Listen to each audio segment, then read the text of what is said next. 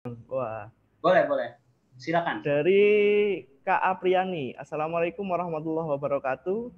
Saya ingin bertanya, bagaimana cara menjelaskan ke orang tua tentang perasaan anak dan hubungan antara anak dan orang tua bisa saling mengerti satu sama lain. Silakan dibagi tipsnya, karena seperti yang kita tahu, cara mendidik anak-anak berbeda dengan orang-orang dulu, sedangkan sekarang lebih ke baper. Ya, itu tadi Bang Lubis pertanyaan dari Kak Apriani. Silakan, Bang. Beliau ini seorang pendidik rasanya ya. Kalau dari pertanyaannya seperti pertanyaan seorang pendidik itu. Menjelaskan kepada orang tua pentingnya menjaga perasaan anak ya, saya kira sama ya seperti apa yang kita sudah ulas dari tadi itu.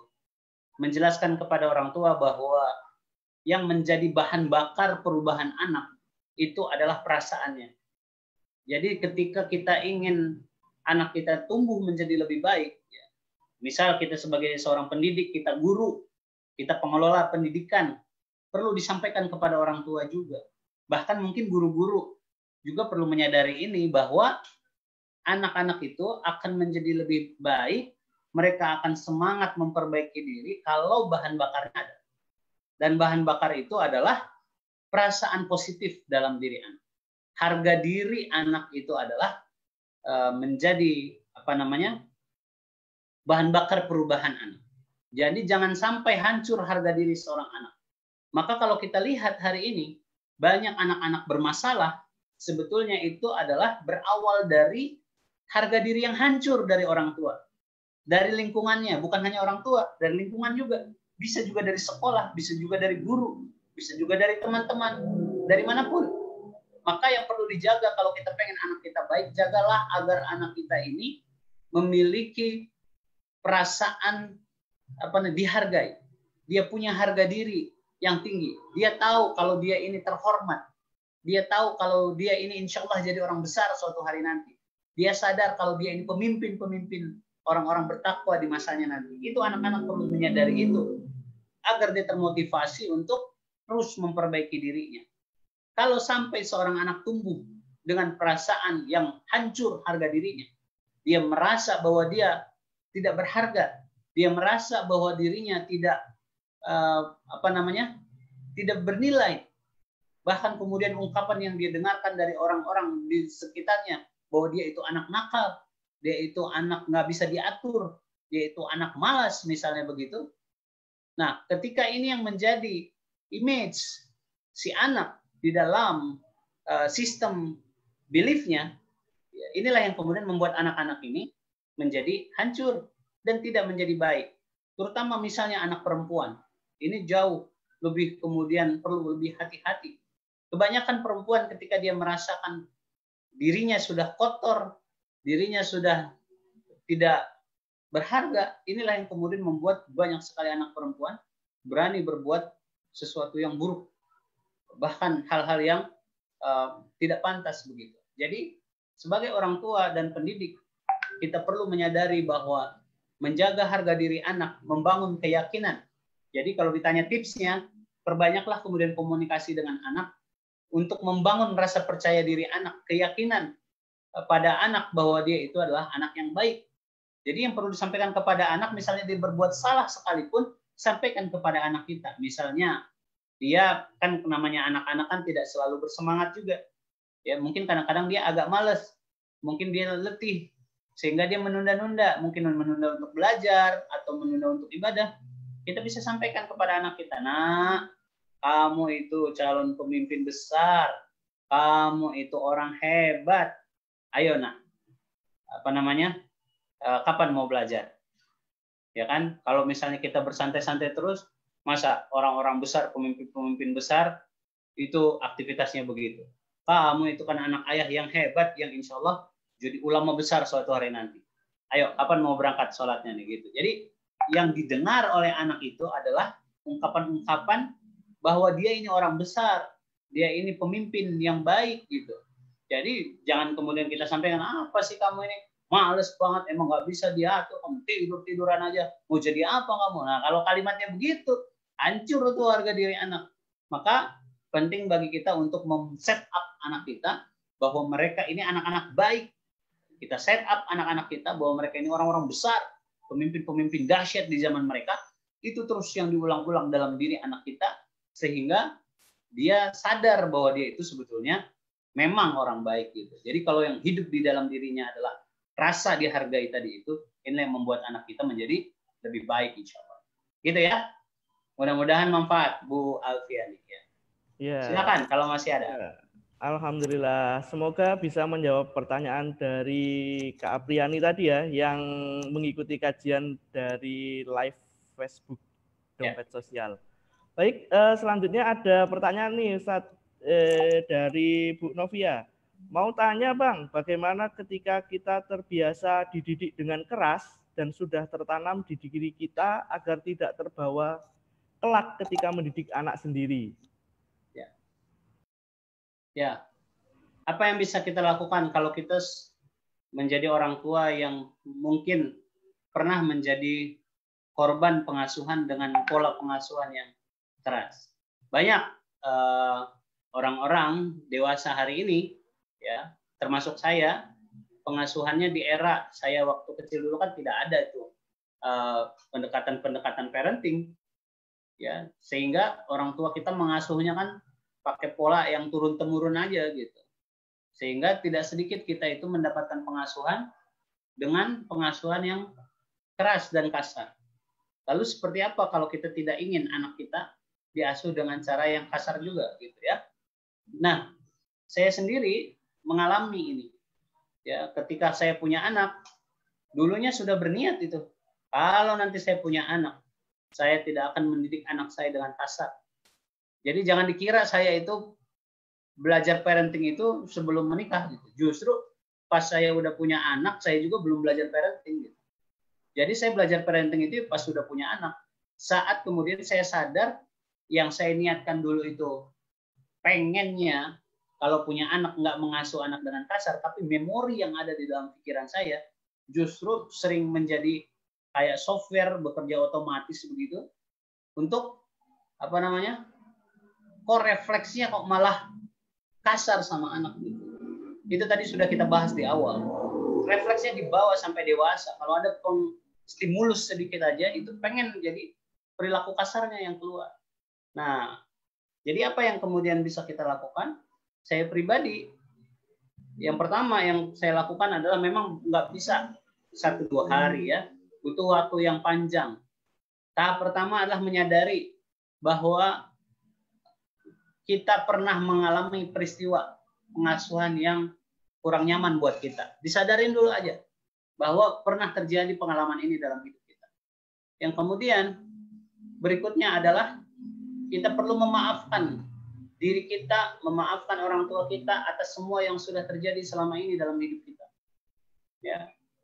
Menyadari bahwa setiap episode yang terjadi di masa lalu itu adalah baik dari Allah buat kita.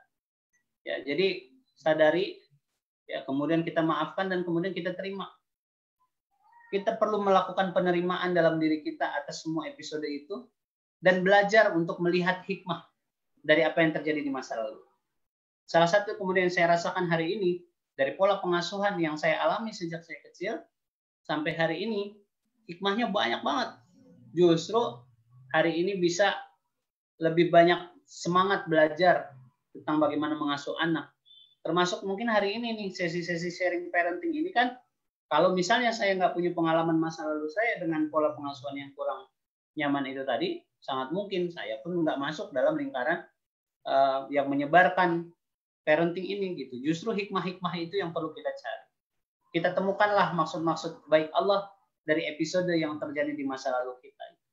Sehingga kita dapat banyak pelajaran dari masa lalu kita, sehingga ketika kita ke anak kita, mengasuh anak kita, tidak ada lagi emosi-emosi negatif yang kita bawa. Jadi yang terjadi adalah yang kita bawa saat setiap kali kita berinteraksi dengan anak kita adalah ketenangan dan cinta. Jadi tidak dibawa lagi. Kebanyakan orang tua kasar kepada anak itu adalah karena mereka itu membawa dendam dari masa lalunya tanpa dia sadari. Nah, maka tadi penerimaan kita terhadap masa lalu itu menyadari bahwa semua adalah baik dari Allah buat kita, inilah yang kemudian membuat kita bisa lebih tenang dalam mengasuh anak kita. Jadi bukan untuk disesal-sesali, boleh diingat peristiwa di masa lalu itu, tapi bukan untuk disesal-sesali, bukan untuk kemudian kita jelek-jelekan orang tua kita, bahkan sesungguhnya seperti apapun pengasuhan orang tua kita di masa lalu, kalau kita sudah bisa mengambil hikmahnya, itu bagus buat kita gitu. Contoh misalnya, saya suatu ketika dulu pernah usai membawakan kelas parenting itu, ayah saya waktu itu masih hidup, itu menyampaikan begini, kamu ini parenting gitu kan, ya kamu tahu nggak kamu jadi kayak gini kan karena parentingnya papa gitu. Jadi justru beliau itu mengatakan bahwa pembentukan karakter seorang Ahmad Rosadi Lubis itu ya dari pola pengasuhannya itu. Artinya memang nggak ada yang perlu kita sesali, karena semua insya Allah baik. Bisakah kita menemukan maksud-maksud baik itu dari peristiwa yang terjadi di masa lalu kita itu? Gitu ya. Silakan kalau masih ada. Ya. Semoga bisa menjawab pertanyaan dari Bu Novia ya. Ini Bang, ada satu pertanyaan dari yang mengikuti kajian kita, tapi beliau tidak ingin disebutkan namanya ya. Jadi beliau membagikan sebuah kisah nih. Dulu saya dan ayah saya sangat akrab nih. Saya sering curhat kalau ada masalah dengan ayah saya. Tetapi ketika ayah saya melakukan sebuah kesalahan yang besar menurut saya seperti tidak mau lagi untuk dekat-dekat dengan ayah saya. Saya sudah jarang berkomunikasi karena saya tidak bisa melupakan kesalahan yang ayah saya buat. Saya sebenarnya ingin memaafkan, tetapi malah kesalahan ayah saya terus yang terbayang ini. Bagaimana nih Bang sikap saya sebagai anak terhadap orang tua? Ya. Jadi yang perlu kita sadari adalah seperti apapun orang tua kita, ya, mau seburuk apapun orang tua kita, tetaplah dia orang tua kita. Ya, mau seperti apapun dia. Jadi kalaupun orang tua kita melakukan kesalahan, kita perlu sadar bahwa kalau tanpa perantara orang tua kita, kita tidak ada hadir di dunia ini. Allah ciptakan kita itu atas perantara dari orang tua kita. Jadi karena ada orang tua kita lah, maka kita berkesempatan menjadi hamba-hamba Allah yang baik di dunia ini. Ya, jadi kalau sampai kita tidak menerima keberadaan orang tua kita atau tidak bisa memaafkan orang tua kita, seperti apa kemudian kita merasa bahagia dalam hidup kita? Jadi memaafkan orang tua kita itu sebetulnya bukan urusan antara kita dengan dia. Memaafkan orang tua kita itu adalah urusan kita dengan pikiran kita sendiri. Ketenangan kita sendiri akan kita capai kalau kita berhasil memaafkan. Jadi memaafkan orang tua itu bukanlah kemudian menganggap bahwa perbuatannya itu akan menjadi benar. Perbuatan salah akan tetap menjadi salah. Tapi kita perlu memaafkan. Artinya adalah tidak membawa-bawa lagi emosi negatif setiap kali kita mengingat peristiwa itu. Menyadari bahwa yang namanya manusia, orang tua kita juga manusia. Orang tua kita sangat mungkin juga terpeleset gitu ya. Jadi sebesar apapun, ya Allah aja Maha Pengampun ya. Kita pun perlu menyadari bahwa siapalah kita ini gitu. Bisa jadi beliau sudah melakukan kesalahan, beliau bertobat, justru beliau termasuk hamba-hamba Allah yang nanti mendapat kebaikan di sisi Allah. Kita kalau terus membenci orang tua kita, ya, orang tua kita padahal disayangi oleh Allah nanti pada akhirnya, ya, orang tua kita ternyata husnul khotimah, tapi kita menyiksa diri kita dengan kemarahan kita, dengan kemarahan kita kepada orang tua kita, justru kitalah yang merugi. Selain banyak hadis-hadis Rasulullah juga yang kemudian menjadi pengingat sebetulnya bagi kita.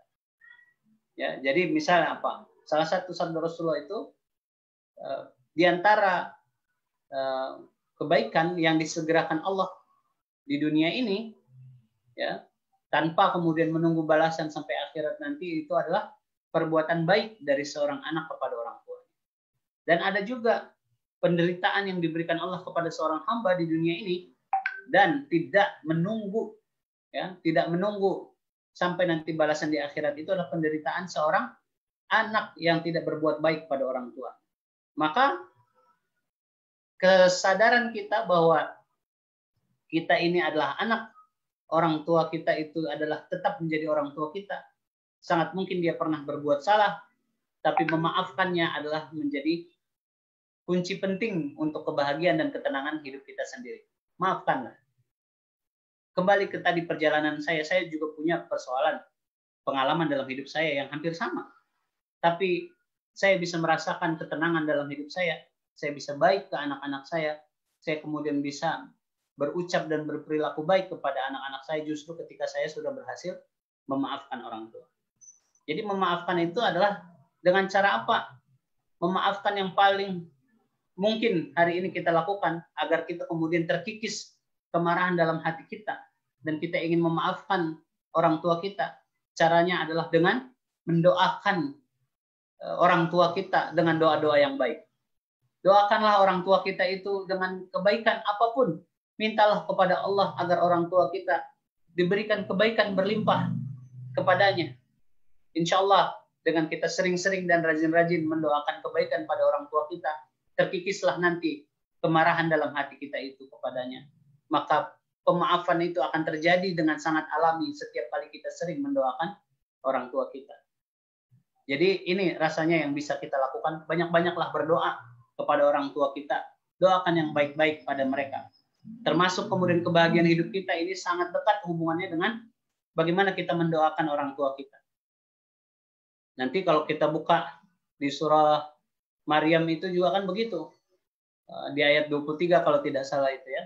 Bagaimana kemudian kebaikan Nabi Isa itu dalam hidupnya itu adalah disampaikan karena kebaikan hubungan dia dengan orang tuanya. Jadi penting bagi kita kalau kita ingin keluarga kita bahagia, anak-anak kita bahagia, kita perlu memperbaiki hubungan kita dengan orang tua kita.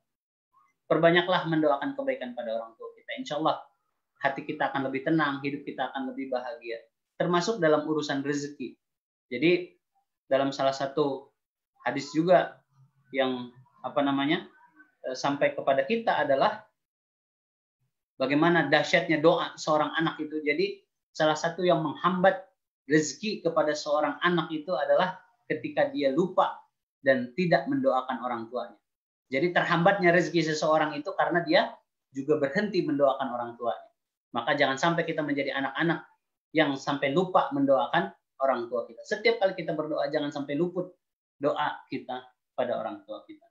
Insya Allah begitu. Mudah-mudahan manfaat dan kita juga semakin dekat dengan orang tua kita. Insya Allah. Terima kasih. Ya, terima kasih banyak Bang Lubis. Semoga menjawab pertanyaan dari hamba Allah ya yang mengikuti kajian kita pada sore hari ini. Baik, bagi para peserta yang lain yang mengikuti kajian di Zoom maupun Facebook, silakan. Kalau yang ingin bertanya, menyampaikan langsung, silakan raise hand atau menuliskan pertanyaannya di kolom komentar. Baik, udah ada nih Bang, satu Bang. Dari salah satu peserta yang ikut di Facebook. Saya tinggal dengan keluarga besar, saya punya anak balita. Ada beberapa perilaku dan sifat keluarga besar yang sangat tidak baik dan tidak pantas untuk ditiru, seperti suka marah-marah, bicara kasar, atau bertengkar. Bagaimana cara saya supaya anak saya tidak terpengaruh oleh mereka? Karena kalau saya menjauhkan anak saya dengan keluarga, takutnya keluarga besar itu tersinggung. Ya, silakan Bang. Jadi ini tergantung dari usia anak ya. Jadi kalau memang dianggap anak-anak kita itu sudah bisa diajak berkomunikasi, kita sebagai orang tuanya perlu menjelaskan kepada anak kita seperti apa latar belakang dari keluarga kita, sehingga membuat mereka menjadi orang-orang yang mungkin tadi itu ya, membiasakan kalimat-kalimat yang kasar dan berikutnya. Nah, sehingga kita bisa ajarkan kepada anak kita bahwa itu adalah contoh-contoh dari perilaku-perilaku yang tidak boleh kita ikutin. Jadi ke anak kita perlu waktu khusus untuk mengedukasi mereka. Nah, kalau misalnya ke keluarga kita, terutama orang tua mungkin yang sering mencontohkan, kita perlu juga deketin orang tua kita atau keluarga yang lain dan seterusnya dengan menyampaikan misalnya, alhamdulillah anak-anak ini tumbuh jadi lebih baik, ya. Anak-anak sekarang udah mulai belajar Quran, hafalan udah nambah terus. Alhamdulillah karena Bapak Ibu ngajarin ngomong yang baik dan seterusnya gitu. Jadi kita tidak mengkritiknya tapi menyampaikan kepada orang tua kita bahwa atau orang-orang yang tinggal di rumah itu bahwa mereka mengajarkan, membiasakan kalimat-kalimat yang baik. Ungkapan terima kasih atas pengajarannya, ngajarin membiasakan anak-anak ngomong yang baik dan seterusnya gitu. Jadi kalimat-kalimat begini insya Allah tidak menyinggung gitu. Jadi bisa kita kemudian bangun kebiasaan itu. Nanti kepada anak-anak juga perlu diajarin, kasih tahu misalnya kenapa Eyang kayak gitu bicaranya, kenapa Om kayak gitu bicaranya, atau siapalah mungkin yang tinggal di rumah gitu kan. Kita kasih tahu mereka itu latar belakangnya begini. Sebenarnya sih kita kasihan juga, makanya nanti kalau misalnya ada yang kayak gitu kalimat begitu, kita justru kasih tahu supaya jangan kayak gitu ngomongnya. Jadi anak kita nanti beriring dengan usia mereka ya gitu. Jadi disesuaikan aja. Gitu sih kayaknya. Jadi meskipun nggak mudah ya kalau misalnya tinggal di keluarga yang perilakunya buruk ini, perjuangannya sih ekstra kalau menurut saya. Jadi nggak semudah itu juga gitu. Tapi tetap harus diusahakan agar anak-anak tetap baik. Minimal dari orang tuanya yang bersungguh-sungguh untuk kemudian ngajarin anak. Misalnya ngomong lembut, ngomong santun, ya jangan ngegas kalau ngomong, itu minimal orang tua kandung itu sudah membiasakan kepada anak-anak. Jadi kalau misalnya anak sudah terbiasa begitu, insya Allah kalau lingkungannya seperti apapun, insya Allah mereka akan tetap baik. Minimal dari orang tua kandungnya yang membiasakan. Gitu kali ya. Oke, siap Bang. Terima kasih banyak atas jawabannya.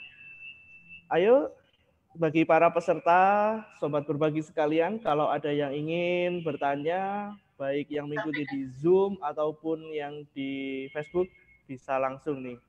Silakan. Ya udah 5:30 Mas Ilham. Oh iya Bang. Wah ini terlalu asik ini kita membicarakan parenting ini. Jadi sampai 5:30 pun kita nggak sadar nih.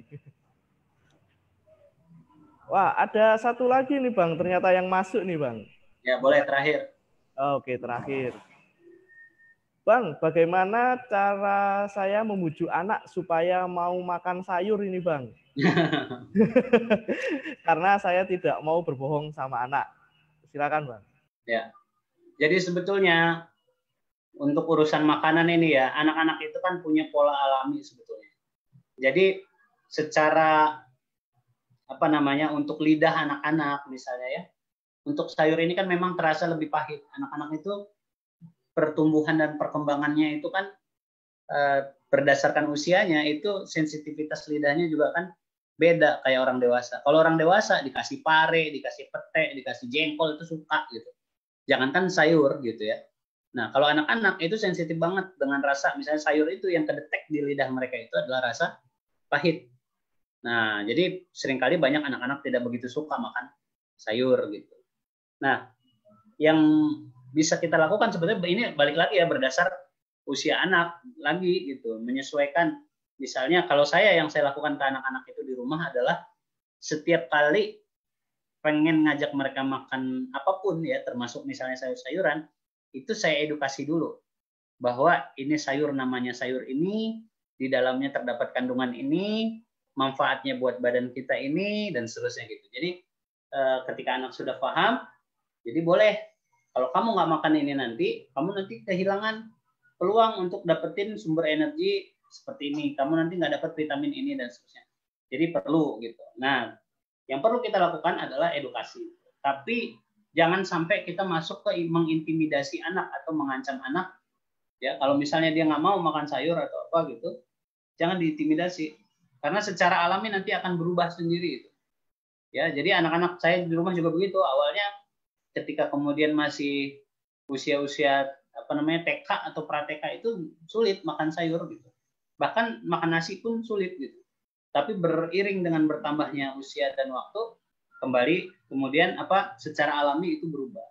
Dan sekarang tidak ada masalah ya untuk makan sayur dan seterusnya, nggak ada masalah. Jadi kitanya tetap tenang aja, yang penting diedukasi terus anaknya. Terus kemudian jangan dipaksa lah, intinya begitu. Jadi anak-anak itu juga secara alami dia punya pola sendiri gitu. Atau bisa diantisipasi dengan kita berikan vitamin kali ya, kan banyak juga tuh pilihan-pilihan sekarang tuh sayur-sayuran yang sudah berbentuk kapsul atau apa gitu. Bisa aja kalau kita khawatir dengan asupan vitaminnya gitu. Saya kira itu yang penting. Poinnya adalah jangan sampai urusan makan ini jadi urusan yang menakutkan bagi anak.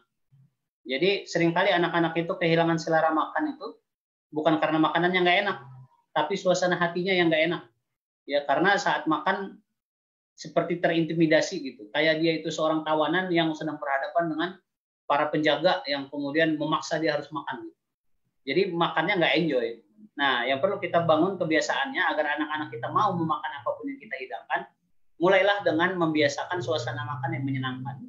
Nanti kalau suasana makan menyenangkan, suasana makan gembira, insya Allah itu rasa penasaran untuk mencoba menu ini, menu itu, sayur ini, sayur itu nanti akan muncul dengan sendiri. Gitu rasanya. Ya, mudah-mudahan manfaat. Terima kasih Mas Ilham. Oke, siap Bang Lubis. Waduh, ini kayaknya pesertanya antusias sekali nih Bang. Ada yang nanya satu lagi. Kita kasih kesempatan atau nanti kita suruh ini WA langsung ini Bang Lubis. Ya. Udah mau Gimana, jam 6 Bang? persiapan buka puasa juga ini. Oke. Berarti nanti saya ini saja ya, saya pertanyaan nanti biar dijawab sama Bang Lubis. Atau nanti ya dirancang lagi lah, nanti kapan lagi kita bikin kajian online lagi. Oke, siap Bang. Ya. Ini kan perlu persiapan juga mau maghrib. Oh iya. Baik, sobat berbagi sekalian, karena waktu juga sudah panjang ya kita kajian online cinta keluarga kali ini. Bagi sobat berbagi, mohon maaf apabila ada yang tidak dibacakan pertanyaannya. Bang Lubis mungkin bisa kasih closing statement dan disambung dengan doa, Bang. Ya, prinsipnya adalah yang perlu saya garis bawahi dalam pengasuhan anak. Kalau kita ingin anak-anak kita tumbuh menjadi anak-anak yang penuh dengan ketenangan, kita perlu mengawali, membersamai pengasuhan mereka dengan ketenangan juga. Menghindari pengasuhan yang mengedepankan kemarahan, menghindari pengasuhan yang tidak memperhatikan dan tidak mempedulikan perasaan mereka. Kita perlu memperhatikan perasaan anak kita, kita perlu peduli terhadap perasaan anak kita dan menjaga harga diri anak kita. Insya Allah kalau terjaga harga diri anak kita, inilah yang membuat mereka menjadi anak-anak yang baik insya Allah. Baik, kita sempurnakan dengan sama-sama berdoa. Bismillahirrahmanirrahim.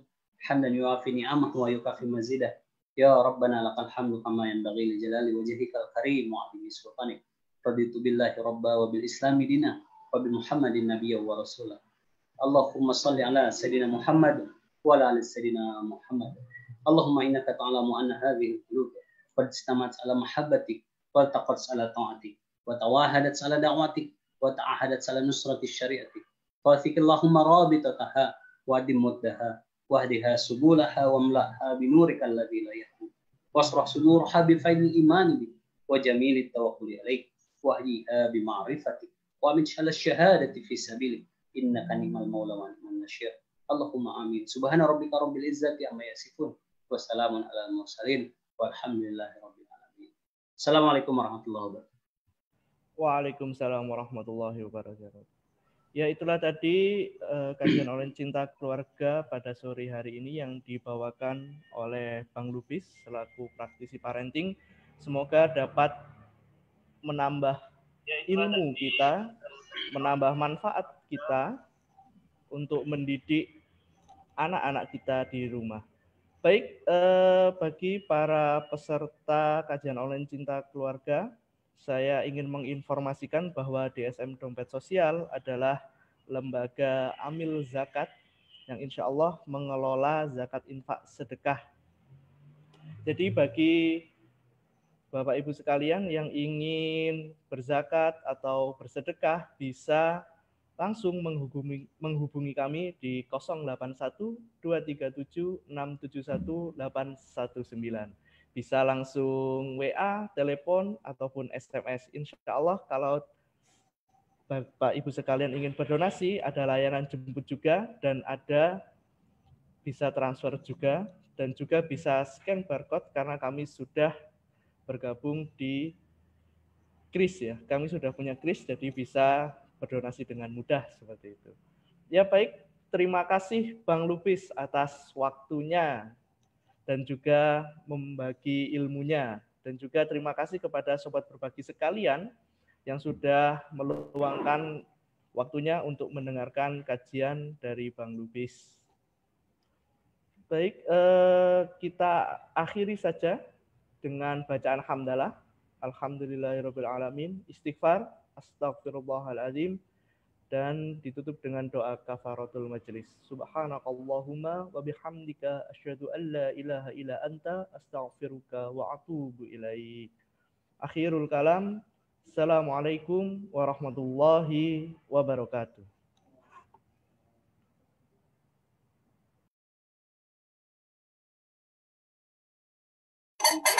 Terima kasih Bang Lubis. Insya Allah ketemu lagi. Assalamualaikum.